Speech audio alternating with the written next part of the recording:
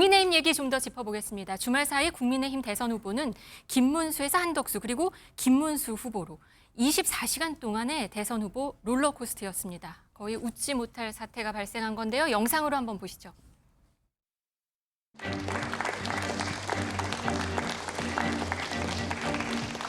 존경하는 국회의원 여러분, 정말 여러분 사랑합니다.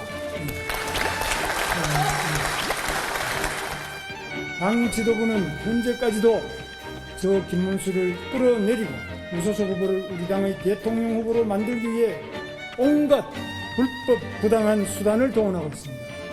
즉각 중단해 주십시오. 김문수 후보님 얘기 듣고 나가세요. 일방적으로 얘기하지 말고.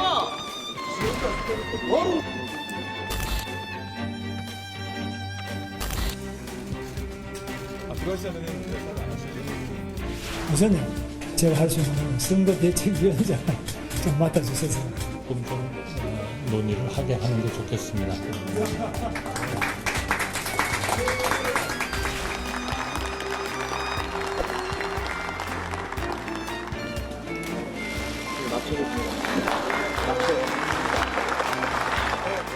오늘부터 우리는 원팀입니다. 함께 싸우고 함께 승리합시다.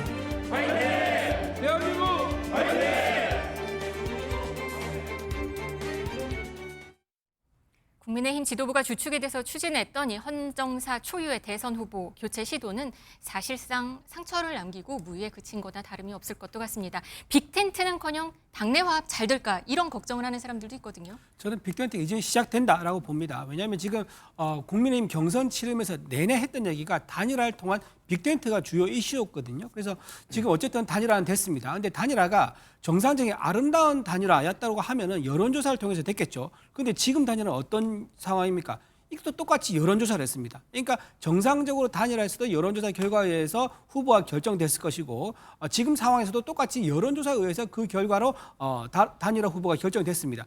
하나 달라진 게 방송 토론이 있었냐 없었냐 그 차이거든요. 그렇다고 하면 지금 단일화가 결국 우여곡절이 있었고 거친 말이 오고 갔지만 단일화 절차를 준수해서 후보가 확정됐다 이렇게 볼 수 있는 거고요. 그런 상황에서 지금 한덕수 후보가 빅텐트에서 중요한 기둥이 되어야 합니다. 한덕수 후보가 지금 그 후보 출마하기 전부터 이재명 후보의 뒤에 이어서 2등 후보로 자리를 잡아왔지 않습니까? 그렇기 때문에 국민의힘 입장에서는 한덕수 후보를 중심, 김문수 후보 중심 이게 두 개의 기둥으로 해서 빅텐트에 차야 된다. 마지막 세 번째 기둥은 아마 이준수 후보가 될 걸로 그렇게 보이고요. 저는 이번 그 빅텐트의 어떤 그 큰 시류와 시대의 요구에 대해서는 변화가 절대 없을 것이다. 그래 봅니다. 내분이 컸어요. 내분으로 인한 상처가 과연 봉합이 잘 될 수 있을까? 그렇죠. 지금 이제 그래서 이제 뭐 윤석열 전 대통령도 그 얘기를 한 거고 당내에서도 그 얘기 나오고 있는 건데 지금 한덕수 후보가 지금 선대위 합류에 대해서 약간 시간을 달라면서 발을 한 발짝 빼는 모습을 보였습니다. 그런데 어떤 자리든지 간에 처음 제안했을 경우 더 한 번에 넙죽 받는 이제 그런 모습은 잘 없습니다. 적어도 3구 초려를 해서라도 한덕수 후보를 이제 모셔와야 되고요. 또 하나 한동훈 후보가 지금 계속 바깥에 집에 있거든요. 아직 안 나오고 있는데 한동훈 후보도 집에 찾아가서 한동훈 후보도 띵동 해서 좀 모시고 불러 나와서 캠프에 참여시키는 이런 모습을 반드시 보여야지만 빅텐트가 완성이 되고 그 기세를 몰아서 승리할 수 있다. 저는 그렇게 생각합니다. 이후 김문수 후보의 움직임이 생각보다 컸다는 의견이 분석이 많습니다. 의원들한테 사과하고 또 큰절을 하고 또 의원들은 기립박수를 치고 또 권성동 원내대표한테는 직을 유지해달라고 했고 한덕수 전 총리와는 포옹을 했습니다. 선대위원장을 맡아달라고까지 얘기했거든요. 한 전 총리가 맡을까요?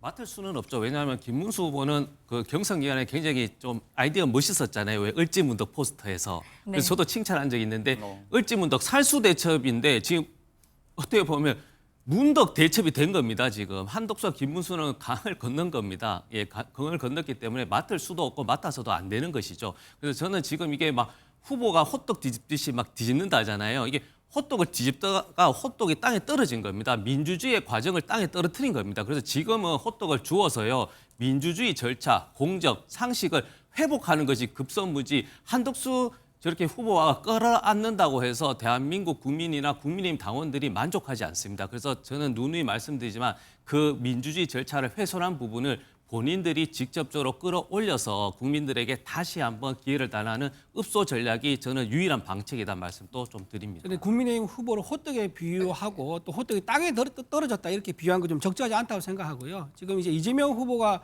가지고 있는 많은 이제 불안감 중에 하나가 뭐냐면 바로 위선과 입장 바꾸기입니다. 본인이 2016년에 뭐라고 했습니까? 강서구에서 PC의 살인 사건 났을 때 정신병 환자가 환자라는 이유로 감형됐을 되는 것에 대해서 분노한다고 얘기했습니다. 근데 본인은 어떻게 했죠? 과거에 자기 조카에 대해서 살인 혐의에 대해서 감형하려고 엄청 노력했던 사람입니다. 이거야말로 위선 아닙니까? 이제 이런 식으로 어떤 특정 국민의힘 후보에 대해서 비난을 할 때는 적절한 비율을 쓰는 게 좋겠다는 말씀드립니다. 후보 간에 이재명 후보와 김문수 후보와 벌써 시작이 된 것 같습니다. 정치권에서는 사실 지도부의 무리수로 선거운동 동력을 좀 상당 부분 잃은 것 아닌가라는 비판도 좀 있거든요. 그래도 지금 보니까 국민의힘 젊은 인물을 일단 전면에 내세웠어요. 권영세 비대위원장 사퇴로 공석이 된 비대위원장에는 김용태 의원, 1990년생입니다. 국민의힘 최연소 국회의원을 앞에 내세웠습니다. 올드보이 이미지가 강한 김 후보의 약점을 좀 보완하려는 게 아닌가라 싶거든요. 그런 것도 있죠. 젊은 이제 비대위원장을 내세워서 우리 젊은 혈기가 왕성한 그런 국민의힘, 에너지가 많은 국민의힘을 보여주려는 그런 의도도 있고요. 또 하나 빅텐트에 숨은 의도도 좀 깔려 있습니다. 지금 김용태 의원이 가까운 후보는 누구냐면 바로 이준석 후보입니다. 이준석 후보와 훗날 언제 될지 모르죠. 다음 김용태 의원과 이준석 후보가 가까운 이제 관계이기 때문에 김용태 의원이 비대위원장으로서 역할을 한다 그러면 아무래도 이준석 후보와 빅텐트의 협상이 수월할 가능성이 되게 높겠죠. 그래서 이준석 후보는 그럴 생각이 없는 것 같아요. 지금 당연하죠. 그건 아까 말씀드렸다시피 어떤 제한이 있다 그러면 처음에 그걸 넙죽받는 건 그 지는 게임입니다. 본인이 최대한 버틸 수 있을 만큼 버티고 본인이 이익이 된다 그러면 그건 안 할 수가 없는 거죠. 정치인이 실리를 추구하지 않으면 그거는 정치라 할 수 없는 겁니다. 이준석 후보가 만약에 국민의힘 김문수 후보와 이재명 후보와 굉장히 비슷한 지지율을 보인다 그러면 이준석 후보의 손을 어디에 드느냐에 따라서 최종 대통령이 결정되지 않겠습니까? 그런 상황에서 본인이 끝까지 완주를 한다고요? 그건 이제 현실적으로 어렵고 국민의힘에 나중에 돌아오지도 못할 그런 이제 과오는 저지르지 않을 것이다. 따라서 양측의 후보가 팽팽한 그런 상황 속에서 이준석 후보는 몸값이 오르면서 그 높은 몸값으로 빅텐트에 합류할 가능성이 대단히 높아 보인다. 22일이 남았습니다. 그렇죠. 네네. 보겠습니다. 네. 자, 아무튼 짧지만 참 길었던 이 국민의힘 단일화 내용 끝에 후보가 결정이 됐고 어제 후보 등록이 절차가 마무리되면서 공식 선거운동 기간이 시작됐습니다. 각 후보별로 출정식을 열면서 본격적으로 선거운동에 닻을 올리고 있는데 장소별로 화제가 좀 되고 있습니다. 양재미 변호사. 네, 맞습니다. 이재명 후보의 경우에는 오전 10시부터 광화문에서 이제 출정식을 갖게 될 예정이고요. 그리고 김문수 후보의 경우와 이제 이준석 후보의 경우에는 새벽부터 이제 움직였습니다. 김문수 후보의 경우에는 가락시장을 찾아서 이제 그 상인들을 만나고 민생 문제를 해결하겠다라는 이야기를 하기도 했습니다. 그 네. 이후에는 국립대전 현충원을 방문할 예정이라고 하고요. 이준석 후보의 경우에는 이제 딱 0시부터 움직였는데 지방 이제 여수에 가서 국가산업단지를 방문을 해서 네. 국가산업의 이제 근간이라든지 그 중요성에 대해서 이야기를 하는 발언을 하기도 했고요. 이후에 오후에는 또 광화문으로 이동을 해서 선거운동을 이어갈 예정이라고 합니다. 네, 민주당의 이야기도 좀 해봐야 될 것 같습니다. 지금 민주당의 이재명 후보는 광화문 청계광장에서 출정식을 갖고 있습니다. 관련 발언들이 정리가 되면 저희가 또 전해보려고 하는데 12.3 비상계엄으로 인한 내란 종식 아무래도 상징적인 장소로 여겨질 수밖에 없을 것 같아요. 그렇죠. 빛의 혁명, 즉 이제 그 특수한 몇 명이 이제 이런 내란 행위를 막은 것이 아니고 대한민국 국민이 막았다. 그리고 그 어떤 그 상징적 장소가 광화문이잖아요. 그래서 거기서 이제 내란 종식을 종결하고 진짜 대한민국을 시작하겠다. 누구와 함께? 대한민국 국민과 함께 그런 메시지를 준 거고요. 뭐 민주당뿐만 아니라 뭐 국민의힘의 가락시장도 굉장히 상인이 분들이 힘들기 때문에 경제를 살리려고 하는 가락시장 의미도 있는 것이고 네. 이준석 후보 입장에서도 여주 산다 0시 처음 시작하면서 젊은 노동자가 많다. 그리고 안전, 그리고 2차 산업이기 때문에 AI 산업에 대비한 그런 대안. 그래서 각자의 의미는 굉장히 좋은 의미이고 그래서 이제 네. 실천하고 국민께 호소하는 22일의 첫 시작이기 때문에 국민들께서 조금이 아니고 깊이 이제 좀 관심을 가지셔야 된다 말씀도 꼭 좀 드리겠습니다. 광화문 청계광장에서 이재명 후보가 내놓고 있는 메시지 저희가 조금 입수를 했습니다. 그 목소리 잠시 또 들어보겠습니다.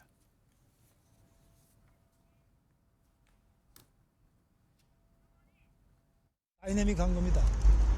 그래서 이 선거는 어제도 여러분 보셨겠습니다만 제가 다시 후보가 될 줄 모르셨죠. 저도 몰라서 저는 안 된다고 그랬어요. 우리는 막 완전히 곤두박질 치는 그런 상태까지 갔지만 거기서 아주 드라마틱하게 극적으로 다시 반전이 됐습니다. 바로 이것이 바로 정치입니다. 윤석열과 이재명이라는 과거를 보는 사람들, 과거를 보고 과거 이야기만 하는 사람들에 의해서 대한민국의 미래가 대한민국 정치에서 지워졌습니다. 이제 이준석 정부가 출범하게 되면 누군가를 감옥 보내고 서로 방탄하기 위한 그런 생산성 없는 정치가 아니라 미래 비전을 서로 공유하고 정치권에서 경쟁하는 그런 정치로 탈바꿈하실 것이다. 네, 출정식 현장에서 이재명 후보가 출정식을 갖고 있는 모습을 잠시 보여드리고 있습니다. 이 발언이 아니라 저희가 조금 전에 앞서 출정식을 가졌던 국민의힘 김문수 후보 그리고 앞서 새벽에 전남 여수 산단에서 출정 메시지를 밝힌 이준석 후보의 목소리를 조금 정리해서 전해드렸습니다.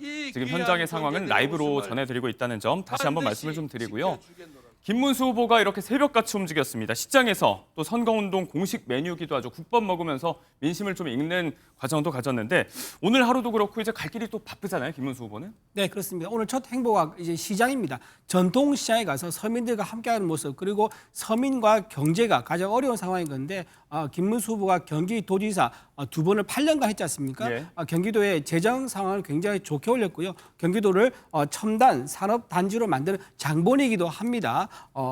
말씀드린 파주 LG 단지라든가 평택 삼성전자, 판교 테크노밸리 이렇게 첨단 산업 단지를 만들었던 경제에서 굉장히 성과를 낸 후보라는 것을 강조하기 위해서 서민들과 함께 이렇게 새벽 일찍 찾아가서 함께하는 모습을 보여줬고요. 이준석 후보는 제가 보기에 여수에 간 거 보니까 아마 본인 산업 현장에서 네. 이제 우리나라 경제가 발전했다 이제 이런 부분을 강조하고 싶은 것 같아요. 그래서 산업 현장 간 것 같고 그다음에 이재명 후보가 지금 광장에 나왔거든요. 광화문 네. 광장에. 근데 저는 민주당에서는 이제 국민의힘 보고 광장 세력과 손잡는 거에 대해서 비판을 하면서 정작 자신들은 또 광장에 나가서 지지를 호소하는 이런 좀 모순된 상황에 대해서 조금 얘기를 좀 하고 싶고요. 네. 글쎄 모르겠습니다. 지금 광장에 나가서 이재명 후보가 얘기하는 게 과연 국민들에게 적절한 후보가 나와서 얘기하는 건지 5개 재판을 받고 있는 상황에서 네. 대선 후보까지 올라온 이 과정에 대해서 의문을 가지는 많은 국민들이 많을 거다. 저는 그래 봅니다. 광장 세력의 연대 말씀을 다시 하셨는데 주어를 뭐로 둘지 해석이 좀 분분할 수도 있을 것 같습니다. 자, 이렇게 공식 선거운동은 시작됐습니다. 저희가 대선 일정 계속해서 짚어보도록 하겠습니다.